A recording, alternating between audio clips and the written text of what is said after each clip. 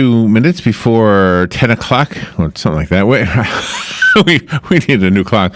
Do you know June 1st? When you were a kid, wasn't June the month you got out of school? Yep, June 7th. Now everybody gets out in May, right? Yeah. They backed it up a month.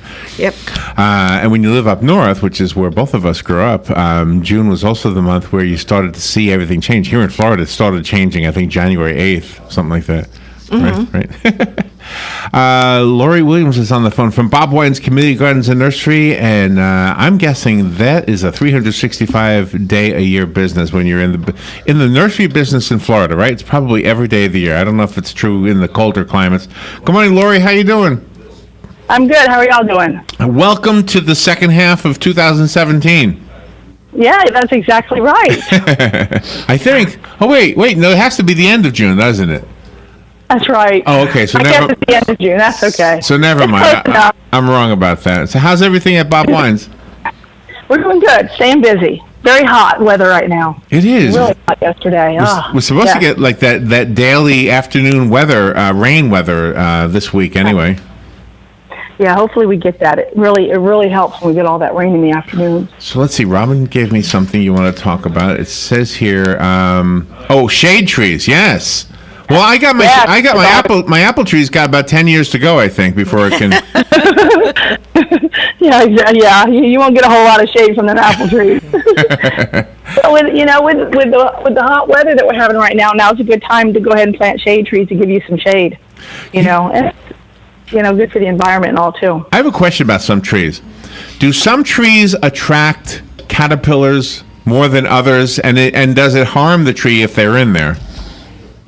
Doesn't usually harm the tree if they're in there, but yes, some trees, like oak trees, if you have azaleas and stuff around your oak trees, for some reason, oak trees get caterpillars in them, and then they fall down on your azaleas and chew up the leaves, and overnight they can chew up the leaves on your azaleas, but then you just have to come in and get some spray. We've got some good spray that you can spray on them. It attaches to the water hose, so you don't have to do a whole lot of thinking on how to mix it and stuff. It mixes itself. Oh, really? So you just go out there and, just spray the caterpillars, and it'll kill them. You just have to do it 2 or 3 times. Oh, really? So you just kill them. I always think it's like a science experiment. It looks like something from science class when you were a kid. It's like, whoa, look at all those animals in there. But some caterpillars are good caterpillars, but those caterpillars that come out of them oak trees are just not good caterpillars. What do they become? Do they become butterflies or moths? What do they become? Usually moths. Or they might become those real fluffy caterpillars, the ones that sting you. Oh, yeah. Yeah, those aren't good. Yeah. Have you ever been stung by one? No, I have not. How could you must get stung by a lot of stuff, though, huh? Working in the garden all the time? Yeah. Especially bees and wasps. Oh, really? I try to stay away from them. I really love the crepe myrtles. They're so beautiful. They remind me of the lilac trees that I grew up with up in Wisconsin. They're absolutely gorgeous down here. You're right. That's about the closest thing we have to a lilac is the crepe myrtles. And we've got a good deal on crepe myrtles right now. We've got them starting at like $2.99.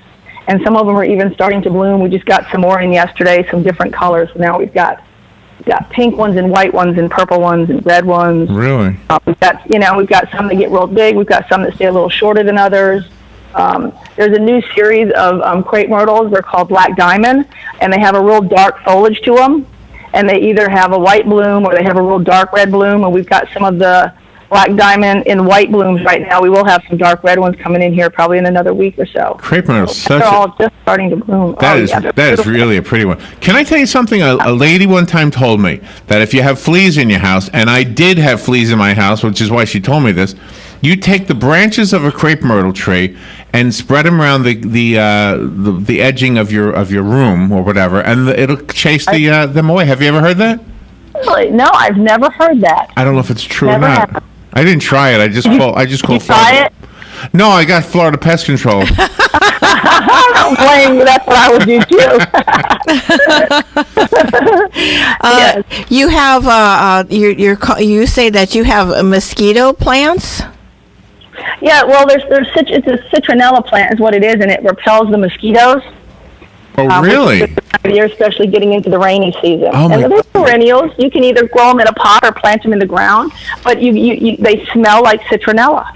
They're they're really, really neat. Oh my gosh! You know what we should do? get a bunch of the seeds from that flower and bring it down into Devil's Mill Hopper. Oh, yes. Yes. Have you ever gone into Devil's Mill Hopper? No, is there mosquitoes everywhere? Oh my gosh, yes. I went into Devil's Mill Hopper. It's like 874 steps. It's a sinkhole. I am not making. yeah, I am yeah. not. Yeah, and it's like going. You say, "What is hell like?" Well, it's filled with mosquitoes. I mean, it looks like the Garden of Eden down there, but oh my gosh, you have to run up 800 something steps to get out of there.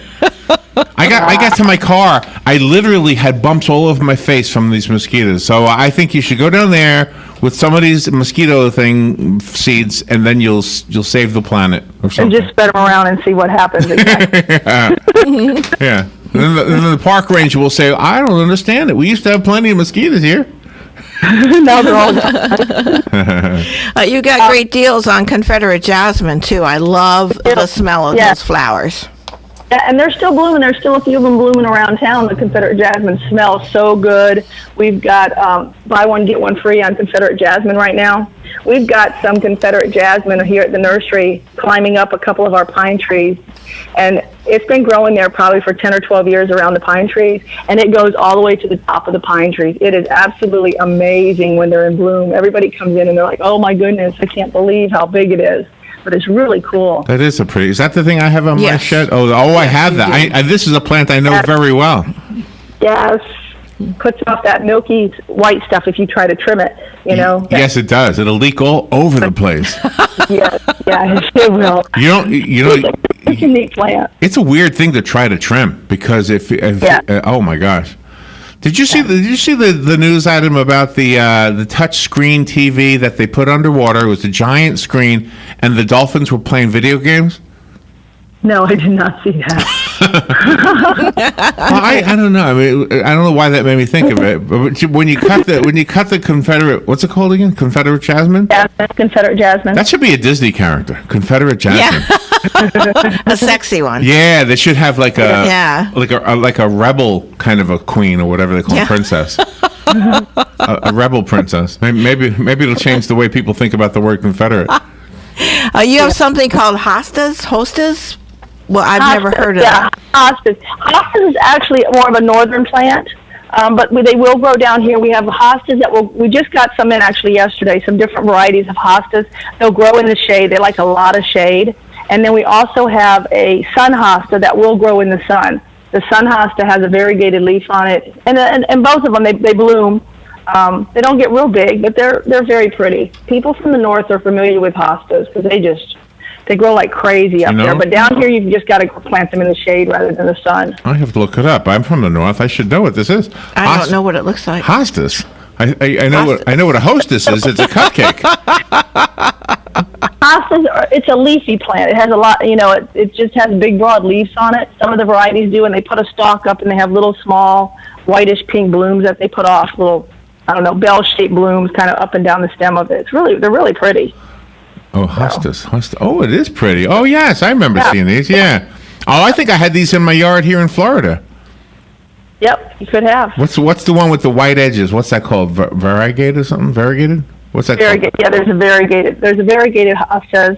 There's also sun hostas. Sun hostas have a variegated leaf on them. Yellow and green leaf is usually a variegated leaf. Oh, this is a pretty one. Oh, this one's You're learning stuff. This one's got a snail living on it. This picture that just came up. Oh yeah, yeah. You're also telling us that it's time to fertilize. Yes. Yep. June is a month to fertilize. So you really want to fertilize like 3 times a year, your shrubs and trees and stuff. And we usually tell everybody to do it March, June, and September. So we're getting into June. So now's the month to fertilize. Fertilize your plants, fertilize your lawn. We've got some good fertilizers that you can use that we recommend. It also has a bug killer in it. So it fertilizes plus it takes care of bugs at the same time. So it's kind of a twofold.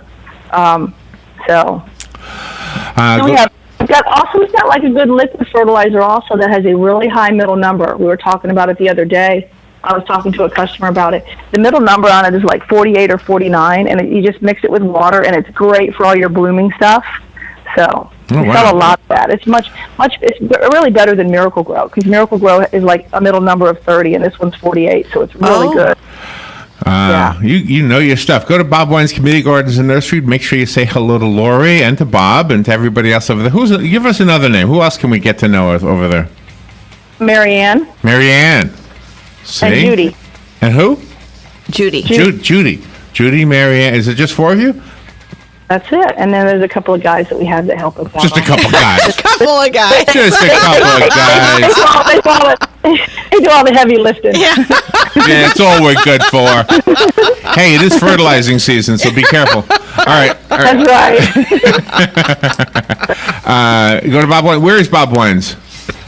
2610 Southeast 38th Street. We're off of 17th Street and Lake Weir Avenue. And we're open during the week, Monday through Friday, 9 to 4, and Saturday, 9 to 2. Get one of those wind chimes, too. Father's Day's coming up. Yeah, they're beautiful. You know what your father would like? Your father would like a big bird bath. Exactly. That's what Alex's father would like anyway. Alex is my son. Oh, is that right? Tell him to come see me. We'll hook him up. Thank you, Laurie. All right. Appreciate it, guys. We'll be right back.